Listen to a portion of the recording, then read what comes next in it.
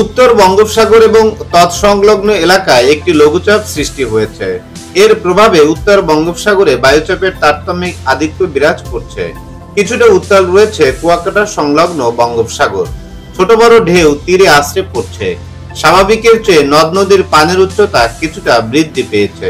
আকাশ ঘন মেঘাচ্ছন্ন রয়েছে। গতকাল থেকে পটুয়াখালীর বিভিন্ন স্থানে থেমে থেমে গুড়ি গুড়ি থেকে মাঝারি বৃষ্টিপাত অব্যাহত রয়েছে।